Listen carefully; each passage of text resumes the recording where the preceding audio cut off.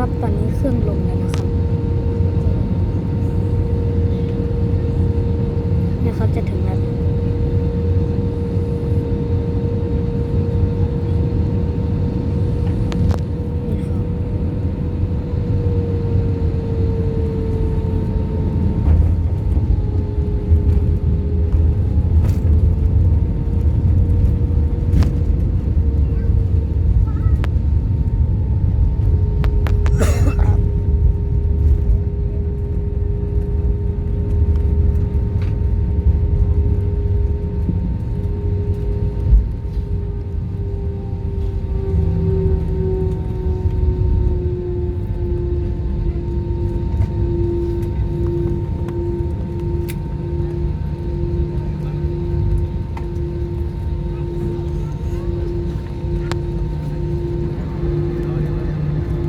ปรับอีกนะครับท่านผู้มีเกียรติคะขณะนี้เราได้นำท่านมาถึงท่าอากาศยานนานาชาติดอนเมืองกรุงเทพเป็นที่เรียบร้อยแล้วค่ะเรามีความยินดีจะเรียนท่านทราบว่าเราได้มาถึงก่อนกำหนดเวลา 25 นาทีค่ะเพื่อความปลอดภัยกรุณาจำที่ได้คงปิดโทรศัพท์มือถือถึงกว่าเครื่องบินจะจอดสนิทและสัญญาณแจ้งรัดเข็มขัดที่นั่งจะดับลง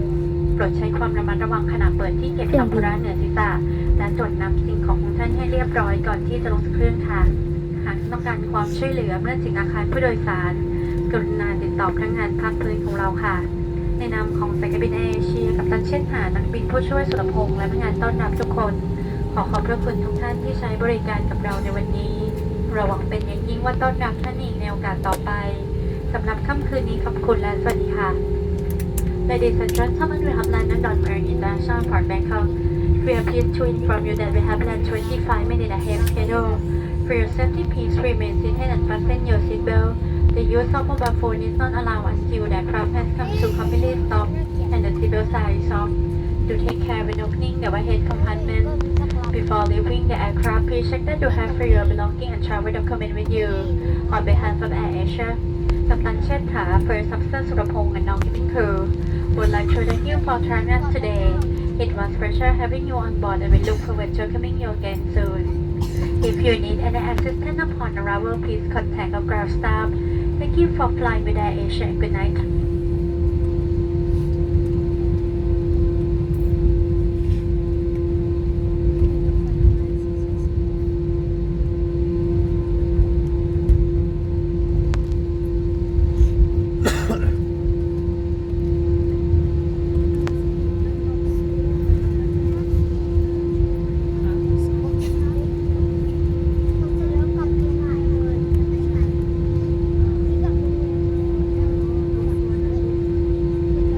อันนี้จอดไกลนะครับ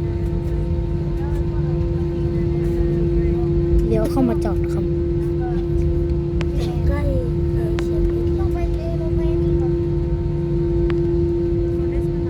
ครั้งนี้จอดงวงช้างครับ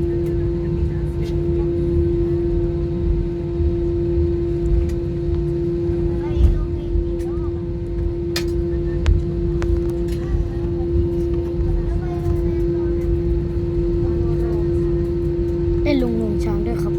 รอบนี้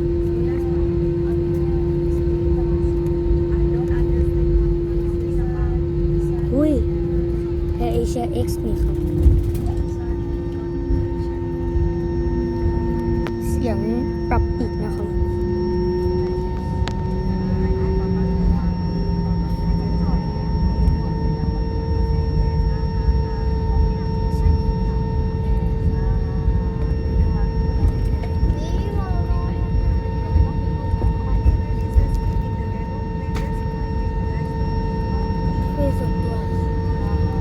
มีส่วนตัวนะครับโรงสร้างเครื่องบิน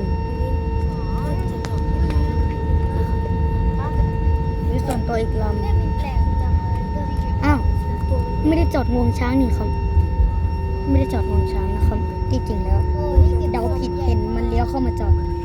เหมือนสร้างเครื่องบินลำหนึ่งนะครับอุ้ยเอเชีย X อีกลำนี่มันเอเชีย XA350นี่ครับแล้วก็การบินไทยก็มี มันจากไกลมากนั่นโรงรถโรงซ่อมเครื่องบิน โรงซ่อมนะครับไม่ใช่โรงสร้างเครื่องบินเขาไม่ได้สร้างตรงนี้ เขาจะสร้างตรงนะตรงอื่น อันนี้เป็นโรงซ่อมเครื่องบินนะครับ ตรงนั้นอ่ะ ถ้ามีเครื่องบินอยู่ข้างในแสดงว่าเครื่องบินลำนั้นเสีย